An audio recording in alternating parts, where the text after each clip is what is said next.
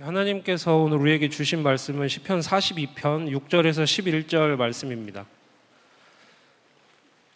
구약성경 시편 42편 6절에서 11절 말씀을 한 절씩 교독하고 마지막 절은 합독하도록 하겠습니다. 내 하나님이여, 내 영혼이 내 속에서 낙심이 되므로 내가 요단 땅과 헤르몬과 미살산에서 주를 기억하나이다.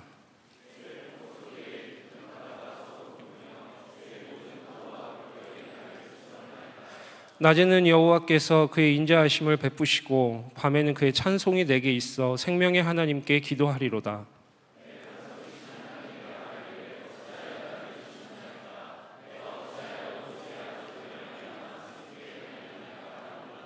내 뼈를 찌르는 칼같이 내 대적이 나를 비방하여 늘 내게 말하기를 내 하나님이 어디 있느냐 하도다.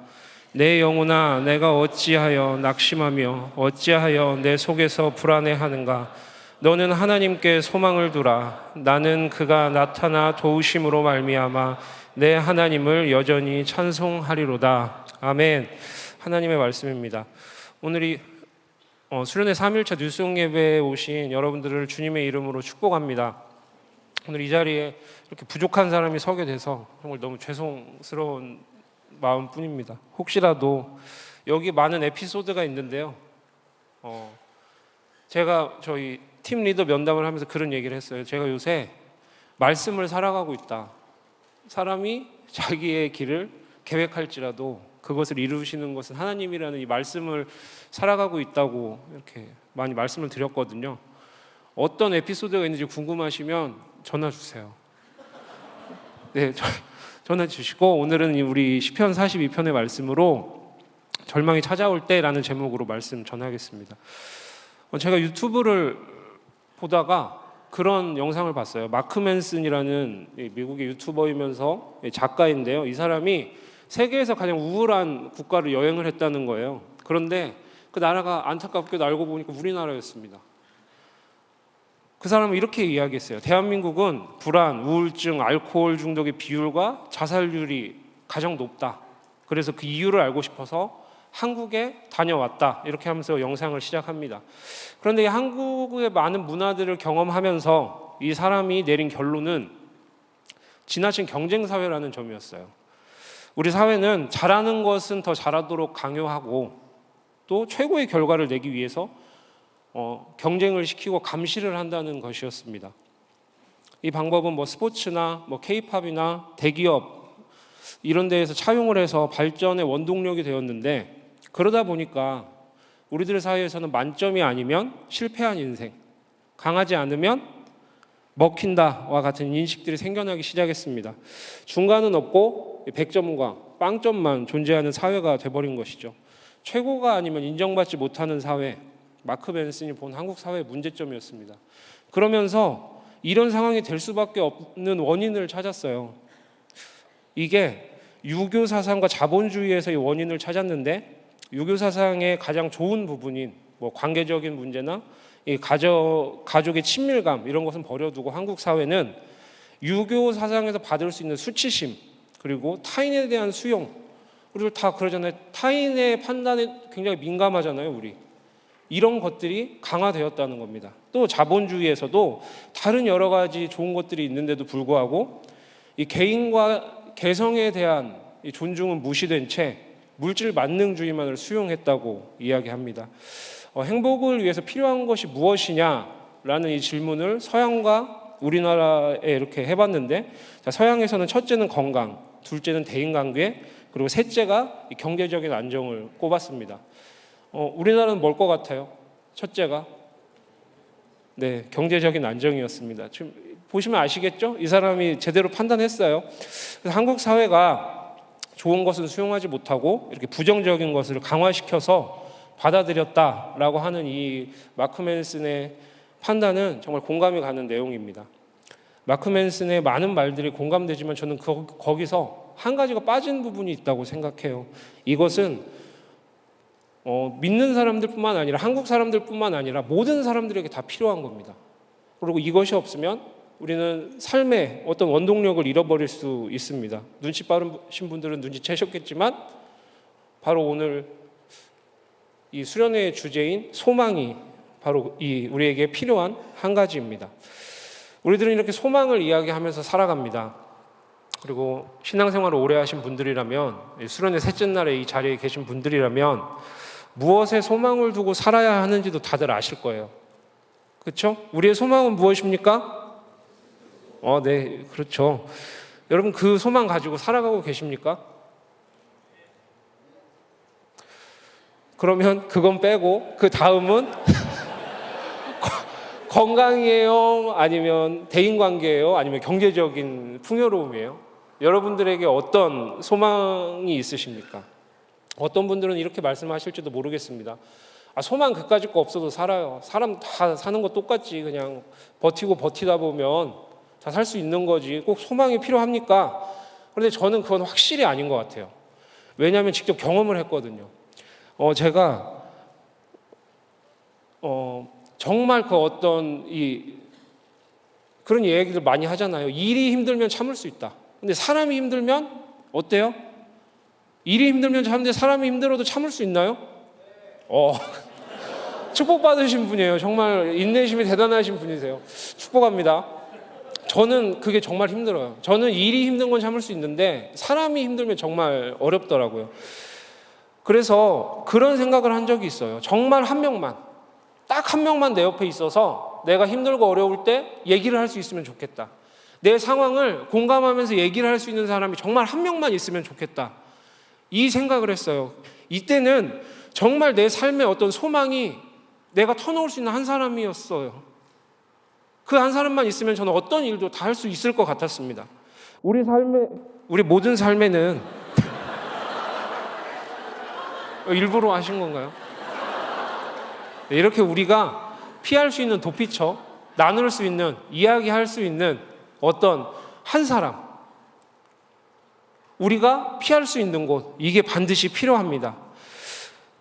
그래서 이런 소망의 존재가 반드시 필요한데 우리들이 살아가는 이 세상은 어떤 힘든 일도 없이 우리가 살아갈 수 없다는 것을 너무 잘 알고 있잖아요.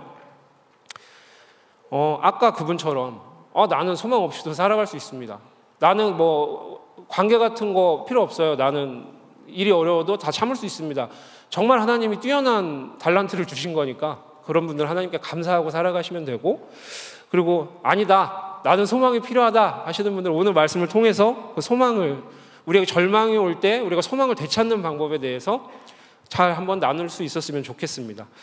저는 저희 리더 수련회 때 이렇게 교구별로 모였었잖아요. 그런 말씀을 드렸어요. 우리 공동체가 이렇게 세상에는 없는 공동체가 되었으면 좋겠다.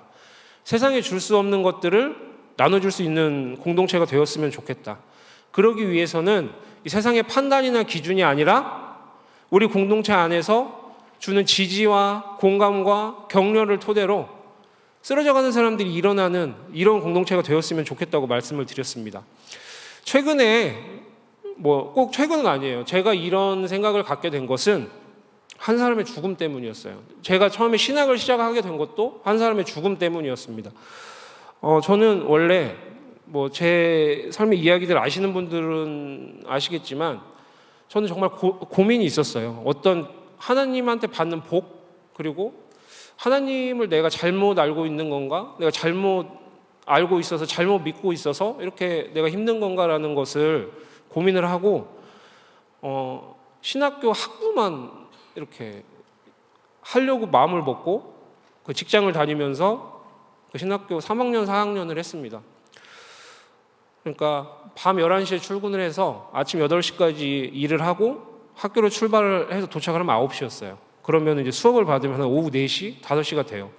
그러면 다시 또 집에 와서 일찍 끝나는 날은 5시, 늦게 끝나는 6시. 그러면 또 잠을 자고 한 4시간 정도 자고 11시에 출근을 하는 생활을 2년 동안을 했어요. 그래서 그게 힘들기도 했고, 난 이 정도면 됐다라고 생각을 하고 있었는데, 이제 주위에서 그래도 신대원 가야지, 여기까지 공부했는데 가야지, 이런 얘기가 있어서 정말 심각하게 고민을 하면서 기도를 했습니다. 그런데 저의 결론은 아니야, 나는 여기까지다. 왜냐하면 젊은 사람들, 어린 사람들이 이렇게 하나님 일 하겠다고 올라오는데 굳이 내가 할 필요가 있겠나 싶었어요. 그랬는데 그때 어떤 뉴스 하나가 떴어요. 그 샤이니의 멤버였던 한 멤버가 자살을 했다는 내용이었습니다. 그런데 그때 문득 그런 얘기가 들었어요. 저도 그렇게 삶을 포기하려고 생각을 했던 사람으로서 제가 그때 그 생각을 뒤집을 수 있었던 것은 항상 내가 혼자였을 때, 내가 힘들었다고 생각할 때, 내가 정말 죽고 싶다고 생각할 때 나와 함께 계셨던 분이 계셨다는 걸 알고 나서였거든요. 제가 그런 이야기를 하나 들었습니다. 어떤 사람이 자살을 하려고 한강다리에 서 있었는데 저쪽에서 자전거 한 대가 이렇게 오더라는 거예요. 새벽에. 그래서 내가 여기서 뛰어들면 저 지나가는 사람이 얼마나 충격을 받을까. 그러니까 저 사람이 지나가면 뛰어내려야겠다 하고 이제 서 있었대요. 근데 이 사람이 저쪽에서 오고 있었는데 딱 멈췄더래요. 어느 정도 거리를 두고 멈춰서 가만히 서 있더래요. 그래서 이 사람이 계속 지나가기를 기다리면서 그쪽을 보고 있었는데 이 사람이 계속 안 가고 있길래 오늘은 아닌가 보다 하고 이렇게 반대쪽으로 갔다는 겁니다. 그랬더니 이 사람이 그 일정한 거리를 두고 자전거를 탄 사람이 쭉쭉쭉 오다가 다리를 다 건너니까 이 자전거가 휑하니 가버렸대요. 그러면서 이 사람이 그런 얘기를 했어요. 이 자전거를 타고 있는 사람이 나를 보고 있어서 내가 내 목숨을 끊지 못했는데 우리를 항상 바라보고 계시는 그 하나님이 계시고 그것을 알고 있다면 누가 자신의 목숨을 끊을 수 있겠는가라고 이야기를 했습니다. 저도 거기에 공감해요. 그래서 제가 그때 알았던 이거를 알았다면 이 종현이라는 아이돌 멤버가 지금도 살아있지 않을까라는 생각을 하게 되었고, 그러면 내가 한 사람이라도 그렇게 살릴 수 있다면 나의 삶은 하나님께서 주신 소명을 충분히 이루는 것이다 라고 생각해서 저는 신대원에 진학을 하게 됐습니다. 그런데 최근에 이런 비슷한 일이 또 하나 생겼죠.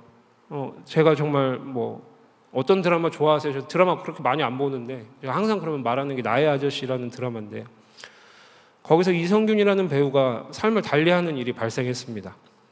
그게 잘못이 있고 과오가 있고 이런 것과는 별개로 저는 그 사람에게 이런 어떤 얘기를 해도 내가 나의 무너짐을 내려놓아도 나의 잘못됨을 내려놓아도 공감해주고 그 사람을 세워줄 수 있는 공동체가 있었다면 저는 이 사람이 이렇게 지금처럼 목숨을 버리는 일은 없었을 거라고 생각을 합니다. 이 사람의 유서의 마지막 말은 이렇습니다.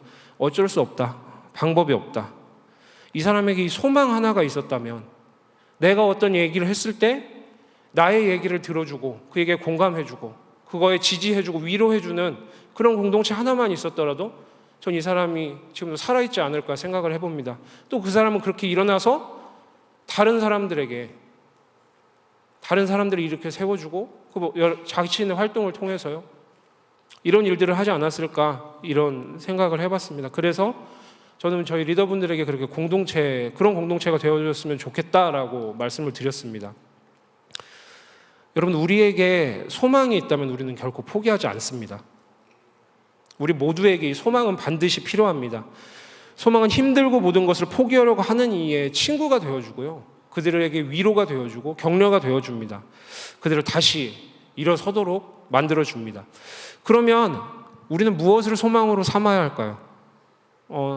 지금 목요일부터 오늘 새벽까지 해서 어떤 것이 소망인지는 충분히 말씀을 드린 것 같아요. 그래서 저는 정말 간단하게 이거는 말씀드리겠습니다. 이게 소망은 헬라 문학에서는 단순한 기대나 갈망 이런 것을 이야기합니다. 하지만 예수 그리스도를 믿는 그리스도인의 소망은 믿음과 신뢰를 가지고 하나님을 의지하는 것입니다. 그리스도인의 소망은 하나님께 있습니다. 날마다 목숨이 위협당하는 상황 가운데 있지만 우리 시편 4편 8편의 말씀처럼 다윗의 고백처럼 내가 평안히 눕고 자기도 하리니 나를 안전하게 살게 하시는 이는 오직 여호와시니이다 라는 이 고백과 같이 우리가 평안함 중에 있을 때든지 형통함 중에 있을 때든지 내가 어려움 가운데 있을 때든지 밑바닥을 치고 있을 때든지 우리가 믿음과 신뢰를 가지고 하나님을 의지하는 것, 이것이 우리가 말하는 신뢰인 줄로 믿습니다. 자, 다음은 로마서 15장 13절의 말씀인데요. 소망의 하나님이 모든 기쁨과 평강을 믿음 안에서 너희에게 충만하게 하사 성령의 능력으로 소망이 넘치게 하시기를 원하노라. 자, 소망이 없는 분이 계십니까? 우리가 이 로마서 15장 13절의 말씀을 보면 이 소망은요, 성령의 능력으로 생기는 겁니다. 소망이 없는 분들 하나님께 성령을 달라고 구하십시오. 그러면 하나님께서는 모든 기쁨과 평강까지도 함께 주실 줄로 믿습니다. 터널에 저는 중학교 때 처음 하나님을 만났었는데 제가 어떤 골방 같은 데서 기도를 하고 있는 거예요. 제가 기도를 하고 있는데 그게 이렇게 좀 보여서 환상이라고 저는 생각은 안 합니다. 그런데 어떤 빛이 하나가 보이는데 그 빛을 따라가고 싶은 생각이 계속 드는 거예요. 근데 저는 따라가지는 않았는데 그 생각이 드는 거예요. 근데 우리가 터널을 지날 때 그 빛이 보이면 그 빛을 따라서 가게 돼 있습니다. 그런데 아무것도 없는 완전히 캄캄한 곳이라면 우리는 어떻게 할지를 몰라요. 그 작게 보이는 빛, 아주 작은 소망이라고 할지라도 이것을 붙잡고 나아가는 여러분들 되시기를 간절히 바랍니다. 자, 우리들은 이미 알고 있습니다. 나의 소망을 하나님께 두는 거. 근데 이게 참 어려운 일이죠. 왜냐하면 우리 삶에 많은 문제들이 우리를 이 소망에서 점점 멀어지게 하기 때문입니다. 이 소망을 어둡게 합니다. 우리는 그렇게 흔들리잖아요. 그런데 우리의 회개는요, 그런 가운데서도 하나님을 향해서 방향을 바로 맞추는 것이 우리의 회개가 되어야 합니다. 그리고 이런 삶은 우리들뿐만이 아니라 이런 약함을 겪는 삶은 우리들뿐만이 아니라 이 오늘 성경의 저자도 겪고 있는 상황이었던 것 같습니다. 오늘 본문의 시편 기자가 겪은 삶의 자리도 우리와 다르지 않습니다. 자, 오늘의 시편 저자가 누구입니까? 42편 위에 보면 나옵니다. 자, 고라라고 써 있습니다. 자, 혹시 고라 하면 기억나시는 분 있으세요? 우리 에이스 들으신 분들 기억 안 나세요? 고라 자손? 네, 성경 열심히 읽어주세요. 고라 자손은요, 레위 지파예요. 레위 지파로 이렇게 하나님께 선택받은 이제 사람이었습니다. 레위인. 그런데 이 사람이 다른 일당들과 합작을 해서 이렇게 모세에게 반란을 한번 일으킵니다. 민수기 16장에서요. 그러면서 이래요. 그 전에 미리암이 그랬던 것처럼 왜 너네만 그렇게 위에 서서 우리를 통치하려 드느냐. 우리도 똑같은 하나님께 선택받은 레위인인데 이걸로 해서 반란을 일으킵니다. 자, 그랬더니 하나님께서 그들을 벌하셨어요. 왜요? 하나님께서 세우신 그 단순한 모세에 대한 반란이 아니라 이것은 하나님에 대한 거역함이었기 때문입니다. 자, 그래서 이 민수기 16장에 보니까요, 이 반역을 품었던 사람들이 어떻게 되었냐면 땅이 그들을 삼켰다고 합니다. 이거를 다른 표현으로 보면 산채로 땅 속에 묻혀서 죽었다는 거예요. 그게 어떤 그럴 만한 상황 속에서 그런 게 아니라 영어 성경으로 보니까 땅이 입을 열었고 그들을 삼켰다라고 돼 있습니다. 그래서 이 고라와 이 반란을 일으켰던 사람들은 그렇게 죽었어요. 정말 허무하게 그의 모든 재산들과 이런 것들을 함께 다 죽어버렸어요. 자, 그러면 이런 사람인데 아니 이 사람들이 어떻게 그러면 이 시편의 노래를 지었습니까? 이런 질문이 생기죠? 안 생기나요? 네, 생긴다고 하시네요. 생기는데 멸망당했는데 고라의 자손들이 어떻게 이 시편을 지었는가? 그래서 우리가 성경을 띄엄띄엄 읽으면 안 됩니다. 자, 16장에서 이렇게 땅에 잠겨서 산채로 죽었잖아요. 그런데 민수기 26장 11절을 보니까 고라에 속한 사람은 죽었는데 고라의 세 아들만은 하나님께서 살려주셨습니다. 우리는 여기서 진노 중에도 긍휼을 잊지 않으시는 그 하나님을 볼 수 있습니다. 구약의 하나님, 우리가 어떻게 보면 분명히 무서운 하나님이죠. 그런데 성경을 잘 읽으면 그 안에 있는 하나님의 긍휼을 볼 수 있습니다. 그러니까 성경을 잘 읽어서 그 긍휼의 하나님도 함께 경험하시는 여러분들 되시기를 간절히 바랍니다. 이 고라 자손이 성경에 이렇게 나오는데 성전 문지기를 했고요. 세 아들이 있었잖아요. 하나는 성전 문지기를 했고 그 자손들은 성전 문지기를 했고 하나는 찬송 부르는 자, 찬송 부르는 자가 됐고 다른 하나는 성전에서 빵을 굽는 자가 됐습니다. 이런 일들을 계속 감당을 하고 있었어요. 그런데 얼마나 힘들었겠습니까? 이때 지금도 우리나라 막 인구 절벽이다 이래가지고 이제 노동력 떨어질 거고 국방력 떨어질 거고 이제 점점 망하는 것을 향해서 달려가고 있습니다. 이런 기사들 막 쏟아져 나오는데요. 이 당시에는 더하지 않았겠습니까? 이때는 사람이 모든 힘과 모든 재산이 되는 시기였어요.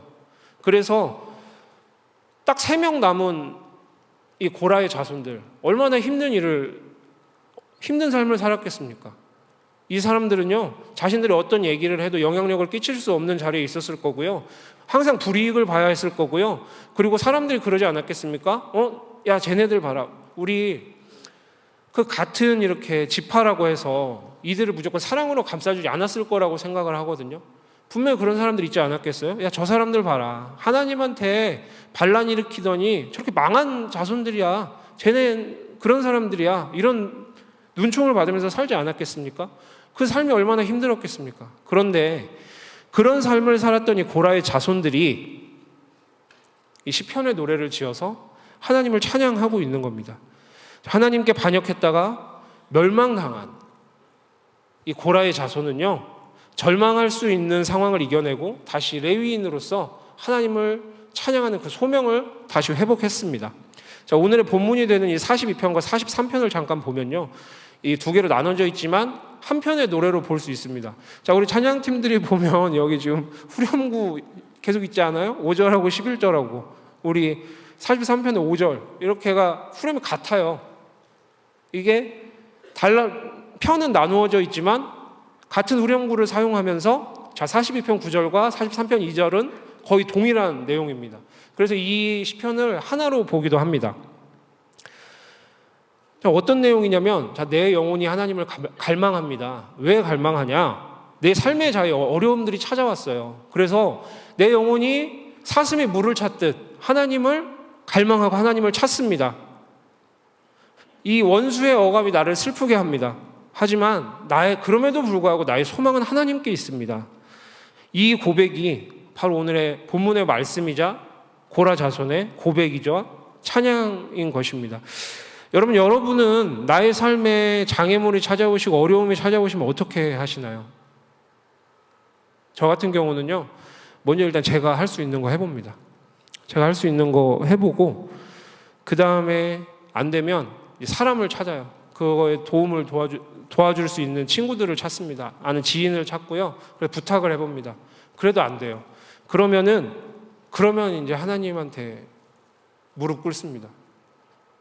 여러분들은 아니시죠? 저만 그런 거죠? 하나님께 무릎 먼저 꿇으신 여러분들이 되기를 간절히 바랍니다.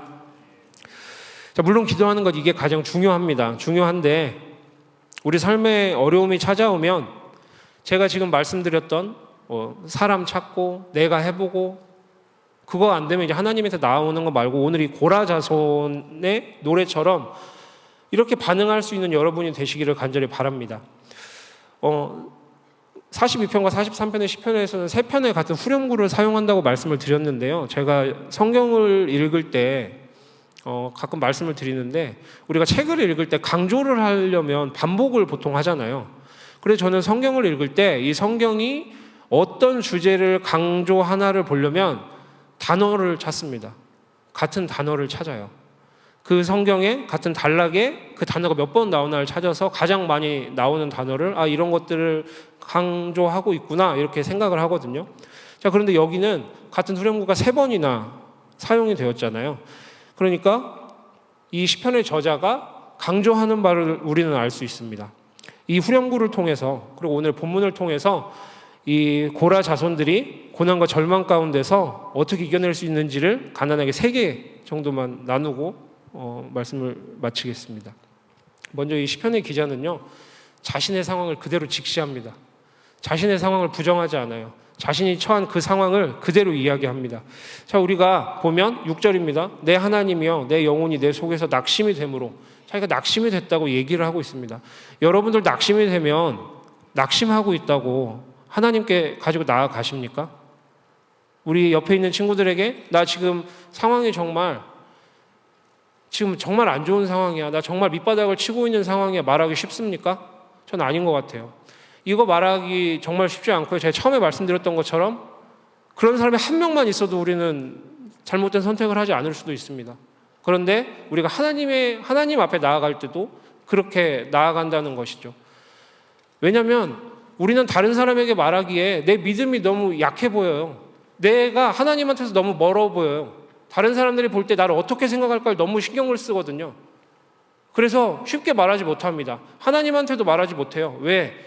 나는 하나님한테 믿음이 있는 것처럼 보이고 싶거든요. 하나님, 나 지금 이렇게 힘든데 괜찮아요. 괜찮아요.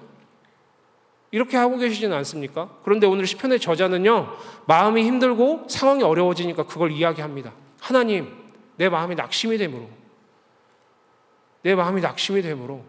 그 자신이 처한 상황을 피하거나 부정하지 않습니다. 그것을 그대로 수긍합니다. 자, 이런 모습을 보이는 사람들은 성경 여러 사람이 있어요. 제가 정말 이거는 몇 번 고민했습니다. 넣을까 뺄까 이거를 제가 해놨다가 정말 고민을 했는데 2번이나 말씀을 해주셨어요. 엘리야에 대해서 말씀을 해주셨는데 그래도 저는 조금 관점이 다르기 때문에 한번 해보겠습니다. 자, 엘리야, 그 바알과 아세라의 선지자들과 그 싸움에서 이기고 나서 이세벨이 잡아서 죽이겠다고 하니까 이 사람이 하나님 날 죽여주십시오 하잖아요. 근데 왜 그랬는지 혹시 아세요? 전 이걸 묻고 싶었습니다. 혹시 왜 그랬는지 아세요? 네, 제가 말씀드릴게요.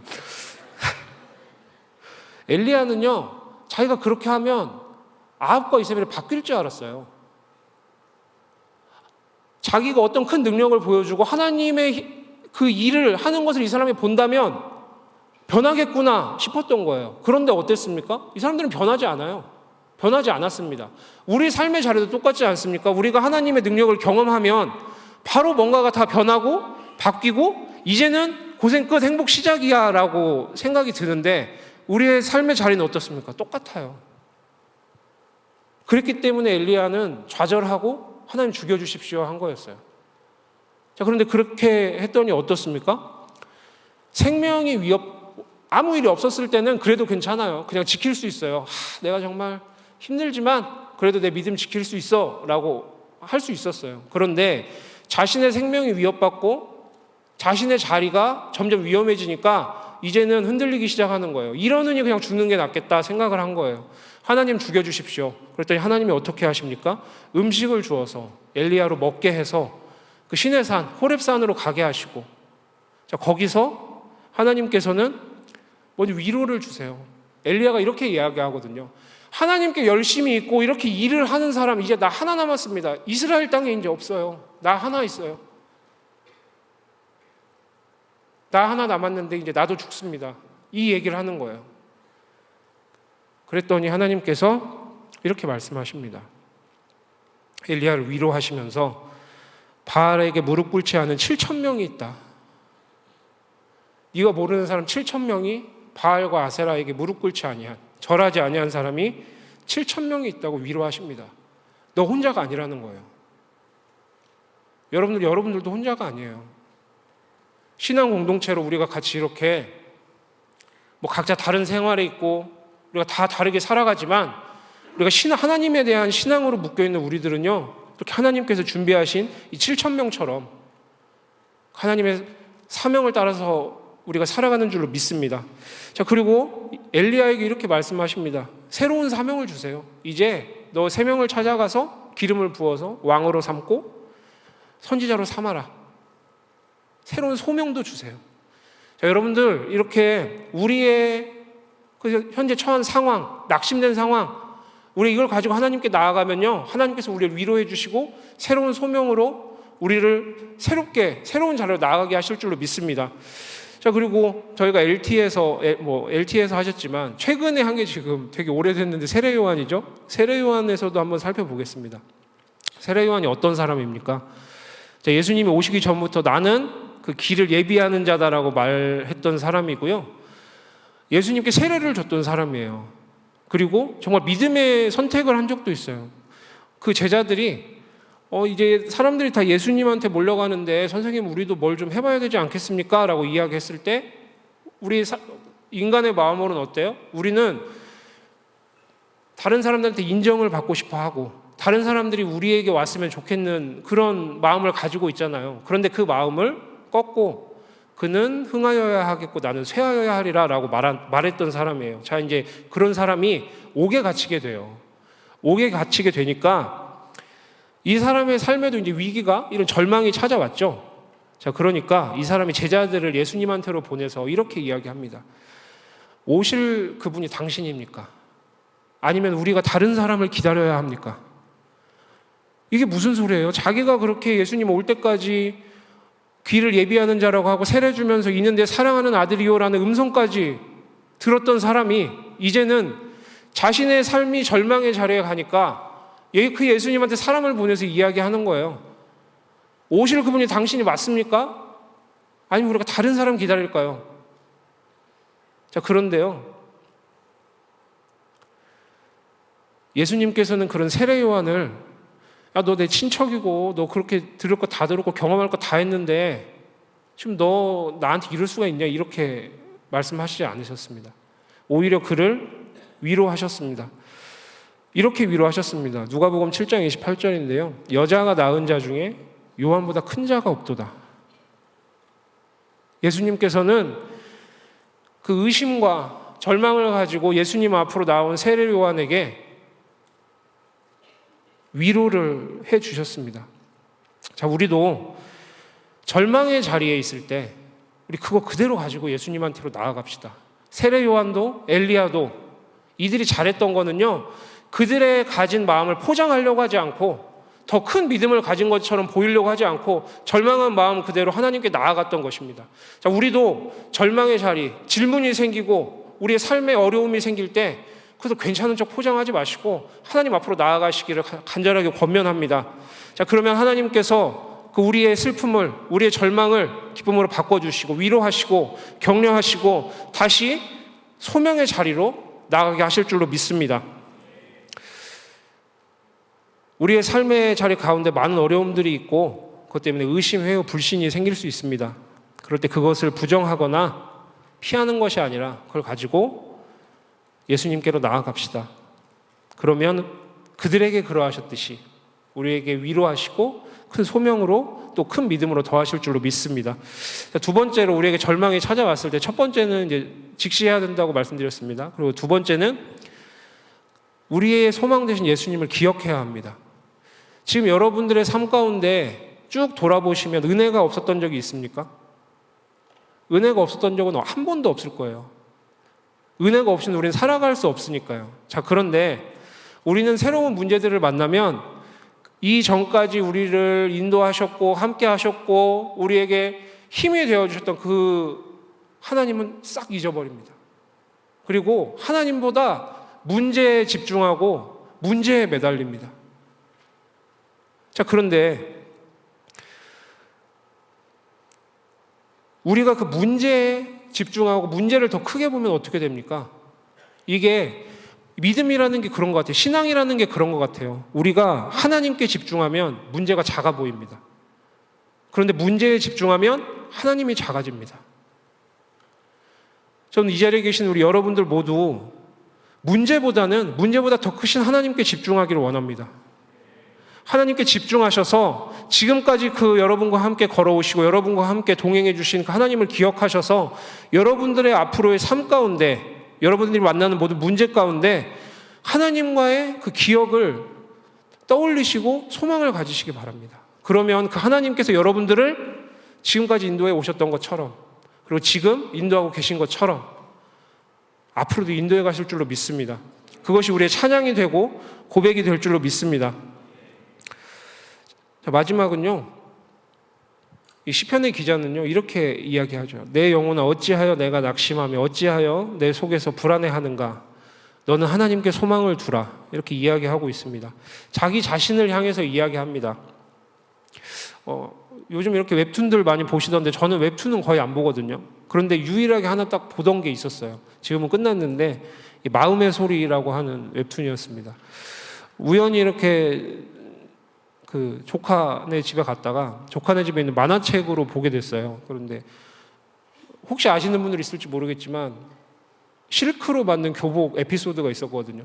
제가 그걸 보고 이제 마음의 소리만 보게 됐는데 우리 사회에서도 이 마음의 소리를 듣는다는 것이 이렇게 웹툰으로 나올 정도로 중요하게 생각이 되어지고 있어요. 그런데 이 전까지는 우리 사회가 원하던 가치는요, 인내, 참고 다른 사람들하고 비슷하게, 아까 말씀드렸죠? 개성이 존중되지 않는 그런 사회였어요. 그런데 이 어떤 우리들 자신에 대한 웰빙에 대한 이런 인식들이 생겨나면서 상담에 대한 것들도 이렇게 대두되고, 그러면서 내 마음의 소리를 듣는 법, 내 마음과 대화하는 법, 이런 거에 대한 것들이 집중되기 시작했습니다.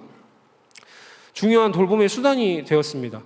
그래서 우리 사회에서는 이제 내가 말하는 나의 소리를 들어라, 이런 이야기들이 많이 나오게 됐어요. 그래야 내가 행복하게 살 수 있고 나의 삶이 조금 더 나아진다, 뭐 이런 이야기였습니다. 자, 그런데 여러분들은 지금 여러분들의 마음의 소리를 듣고 계십니까?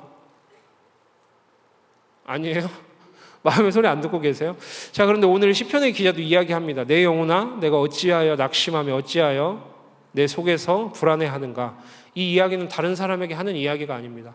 나중에 우리들에게 시편 봉독하라고 쓴 이야기가 아니고요. 그 당시에 이스라엘 백성들이 예배를 부르면서 찬양을 하라고 부른 이야기가 아닙니다. 자기 자신에게 이야기하고 있는 것입니다. 자, 자기 자신과 대화하고 있는 것입니다. 그런데 우리가 한 가지 확실히 알아야 될 것은요.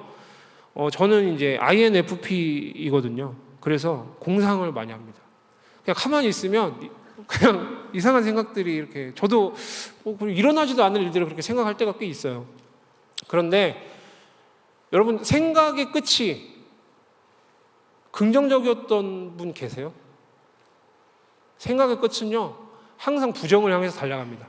어느 정도 긍정으로 가도 결국에는 부정으로 가요. 그래서 너무 좋겠다, 이렇게 되면서 그냥 차라리 하지 말자, 이렇게 되는 거거든요.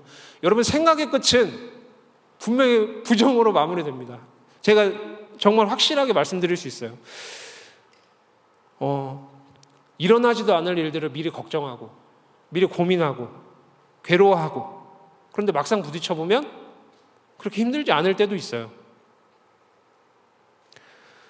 특히 연애할 때 많이 그런 것 같아요. 상대방의 마음을 모르는데 이 친구가 말을 해주지 않을 때, 이거 지금 막 문자 읽었는데 답 안 오거나, 아니면 안 읽고 있으면 이거 어떻게 된 거야, 이거 어떻게 된 거야 하면서 이별까지 생각하잖아요. 근데 이제 그런 것처럼 우리의 생각은 항상 이 절망을 향해서 달려갑니다. 여러분, 그럴 때 내 마음의 소리를 듣지 마시고요, 하나님께 기도하고 간구하십시오. 그러면 모든 지각이 뛰어난 하나님의 평강이 그리스도 예수 안에서 우리 마음과 생각을 지키실 줄로 믿습니다. 자, 내 마음의 소리를 이렇게 무조건적으로 듣지 마시고 그 마음을 향해서 말씀하십시오. 이 시편의 저자처럼요. 왜 지금 이렇게 낙심하고 있니? 왜 이렇게 절망하고 있니? 절망하지 말고, 낙심하지 말고, 지금까지 너와 함께 하신 그 하나님을 바라보라. 그 소망의 하나님을 바라보라. 그 소망을 하나님께 두라. 절망의 자리를 소망으로 바꿔주실, 너의 한숨을 기쁨으로 변하게 하실 그 하나님께서 지금까지 인도하신 것처럼 너를 인도하실 거야. 그리고 결국은 그 하나님의 일하심이 너의 찬양이 될 거야.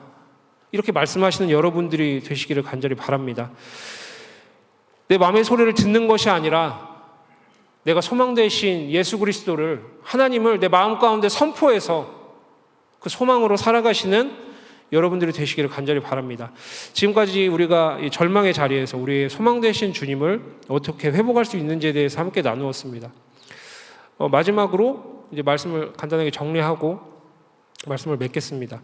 제가 저도 이제 그것을 무의식적으로는 알고 있는 것 같아요. 소망은 하나님이다. 소망은 하나님께 있다. 예수 그리스도께 있다. 우리의 소망은 하나님이다.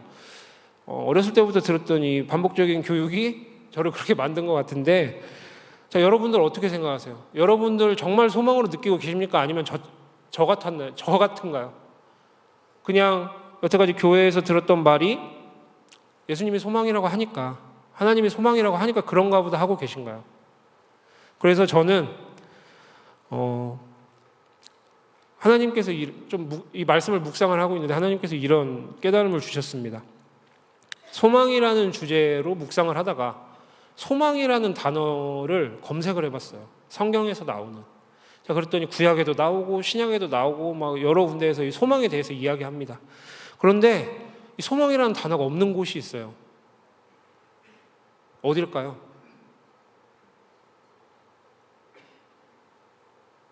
복음서에는 나오지 않습니다. 근데 왜 그럴까요? 그때는 그 소망 되시는 예수 그리스도께서 이 땅에 우리와 함께 계셨기 때문이 아닐까 생각해 봤습니다. 여러분, 성경도 이렇게 증거하고 있습니다. 영어 성경으로 호프를 검색하면 마태복음에 한 번이 나오기는 하는데, 요거는 구약의 성경을 인용한 거라 나오는 거예요. 여러분, 성경도 이렇게 이야기합니다. 예수 그리스도께서 우리의 소망 되신다. 그분이 이 땅에 우리와 함께 계셨을 때 사람들은 소망을 말하지 않았어요. 그런데 그분이 다시 하늘로 승천하시자 다시 또 소망을 이야기하기 시작합니다. 다시 오실 주님에 대한 소망, 함께 하실 주님에 대한 소망을 이야기합니다. 그 주님께서 여러분들에게 말씀하셨어요. 내가 너희와 끝날까지 함께 있으리라. 여러분, 소망을 가지고 살아가시기 바랍니다. 여러분 가운데 소망이 가득하기를 축복합니다.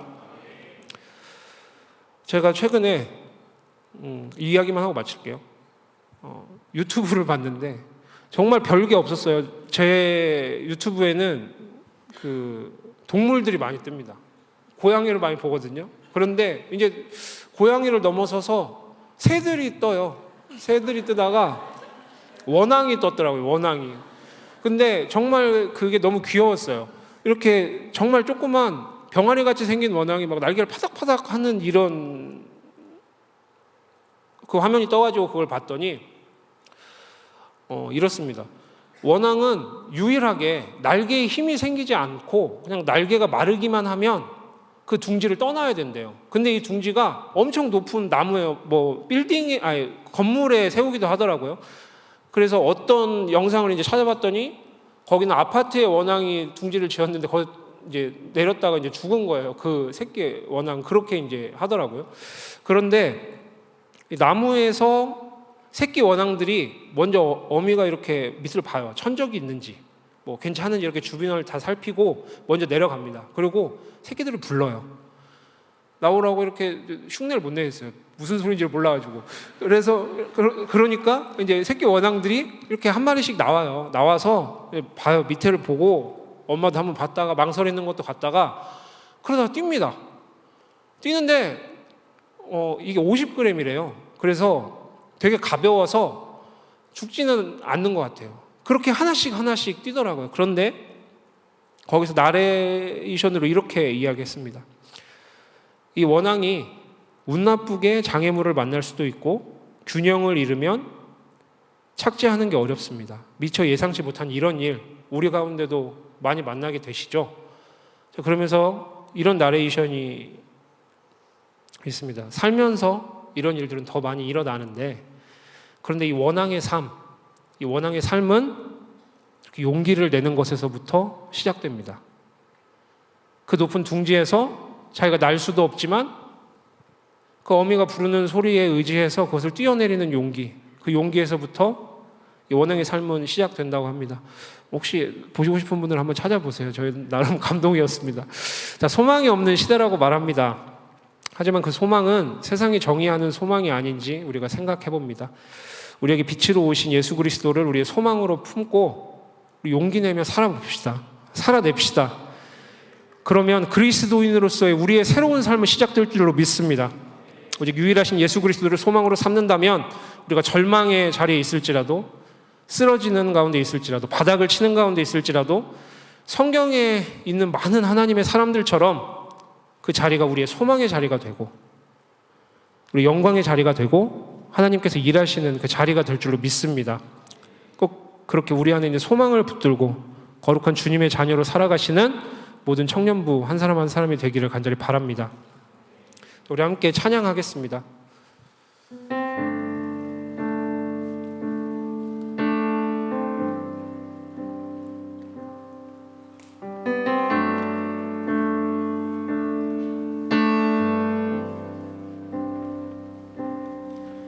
믿음과 삶을 살아내는 실력이 너무나 다른 내 모습을 볼 때에 이 모습도 주가 사랑하실까? 자신 없는 내 모습 그저 주님 앞에 있네. 나 같은 자도 사랑하여 주시고 한 번도 나를 떠나지 않으셨네. 아픔 속에 주를 작게 여긴 날 꾸짖지 않으시고 내 손 잡아주시네. 오직 주님 안에 두려움 없네. 고난을 통해 날 만드심을 믿네. 주님만이 내 모든 것 되시네. 주의 강한 손 날 붙드시네. 오직 주님 안에 소망 있네. 내 삶을 통해 영광 받으신 주님, 주님만이 내 모든 것 되시네. 주의 선하심 나 노래하네. 처음부터 다시 찬양하시겠습니다. 믿음과 삶을 살아내는 실력이 너무나 다른 내 모습을 볼 때에 이 모습도 주가 사랑하실까? 자신 없는 내 모습 그저 주님 앞에 있네. 나 같은 자도 사랑하여 주시고 한 번도 나를 떠나지 않으셨네. 아픔 속에 주를 작게 여긴 날 꾸짖지 않으시고 내 손 잡아주시네. 오직 주님 안에, 오직 주님 안에 두려움 없네. 고난을 통해 날 만드심을 믿네. 주님만이 내 모든 것 되시네. 주의 강한 손 날 붙드시네. 오직 주님 안에 소망 있네. 내 삶을 통해 영광 받으신 주님, 주님만이 내 모든 것 되시네. 주의 선하심 나 노래하네. 오직 주님 안에, 오직 주님 안에 두려움 없네. 고난을 통해 날 만드심을 믿네. 주님만이 내 모든 것 되시네. 주의 강한 손 날 붙드시네. 오직 주님 안에 소망 있네. 내 삶을 통해 영광 받으신 주님,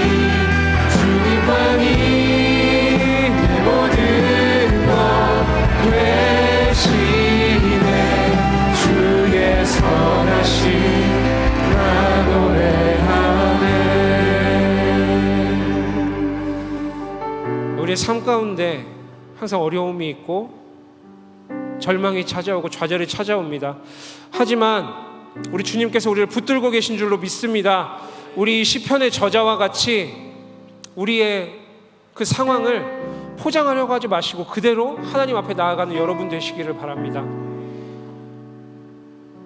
또 우리와 함께 하셨던 그 주님을 기억하며 그 주님을 우리 마음 가운데 선포하는 여러분들 되시기를 바랍니다.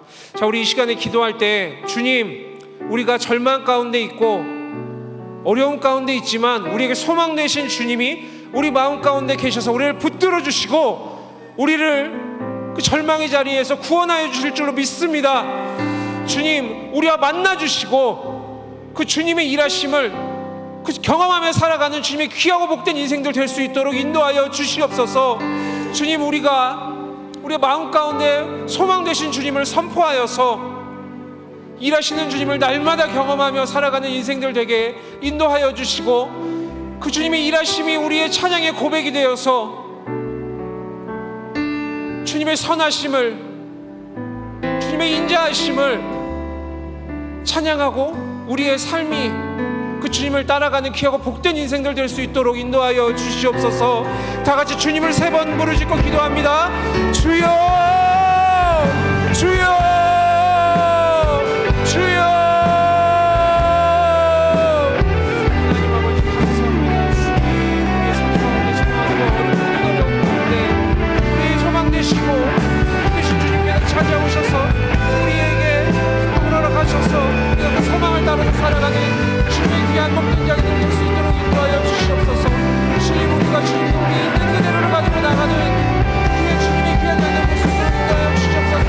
포장하지 않고 속이지 않고 그 마음 그대로 가지고 주님께 나아갈 수 있는 주님의 자리들 될 수 있도록 인도하여 주시고 우리와 지금까지 함께 하셨던 주님을 기억하고 그 주님을 함께 하시러 나아가는 우리 귀한 자리들 될 수 있도록 인도하여 주시고 우리가 주님의 그 기억을 가지고 우리 마음 가운데 소망 되시고 믿으신 주님을 선포하는 귀하고 복된 우리들 될 수 있도록 인도하여 주시옵소서.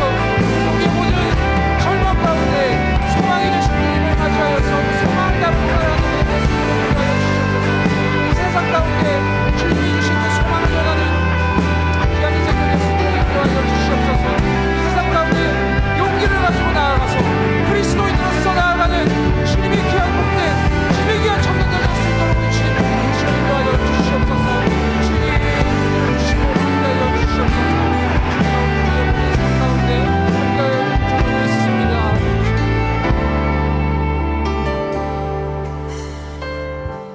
사랑하는 하나님 아버지 감사합니다. 오늘 수련의 마지막 날 뉴스송 예배로 주님 앞에 예배 올려드렸습니다. 주님, 우리가 절망에 있을 때, 무너짐의 자리 가운데 있을 때 우리의 소망 되신 주님을 먼저 찾는 귀하고 복된 우리 청년부 지체들 될 수 있도록 인도하여 주시옵소서. 우리가 가진 어려움, 우리가 가진 슬픔, 그것을 포장하지 않고 있는 그대로 주님께 털어놓는 우리 귀하고 복된 청년들이 되어서 모든 어려움 가운데 처했을 때, 쓰러짐의 자리 가운데 있을 때 지금까지 이끌어 주셨던, 함께 하셨던 그 주님을 기억함으로 우리 마음 가운데 그 소망 되신 주님을 선포하며 그 소망의 자리가 될 수 있도록, 절망의 자리가 기쁨이 되고 소망의 자리가 되어서 이 세상 가운데 주님께서 주신 소망을 널리 전하는 귀하고 복된 우리 한 사람 한 사람이 될 수 있도록 인도하여 주시옵소서. 주님, 이제 세상 가운데로 나아갑니다. 세상으로 나아가서도 그 소망 잃지 않고 오로지 그 주님 붙잡고 승리하며 이 세상에 그 복되신 주님을 전하는 우리 청년들 될 수 있도록 주님 붙들어 주시고 인도하여 주시옵소서. 우리 모든 청년들 우리 주님께서 다 찾아오신 줄로 믿습니다. 어려움 가운데 있는 청년들에게 위로를 주셨을 줄로 믿습니다. 그들을 격려하셨을 줄로 믿습니다. 그들에게 새로운 소명을 허락하셨을 줄로 믿습니다. 주님, 이들이 삶의 자리로 나아가서 주님의 귀하고 복된 자녀로서 살아가게 하시고 그것을 자긍심으로 삼고 살아가는 귀한 청년들 될 수 있도록 인도하여 주시옵소서. 주님, 부족한 사람이 말씀을 전했으나 이 말씀 주님께서 주신 말씀이며 우리 청년들에게 전하고자 하시는 말씀인 줄로 믿습니다. 이 말씀이 이들 마음밭에 심겨져서 나에게 슬픔이 찾아올 때, 절망이 찾아올 때 소망의 주님을 부르짖을 수 있도록 주님 이들의 마음 가운데 열매 맺을 수 있도록 인도하여 주시옵소서. 감사드리며 우리 주 예수 그리스도의 이름으로 기도드립니다. 아멘.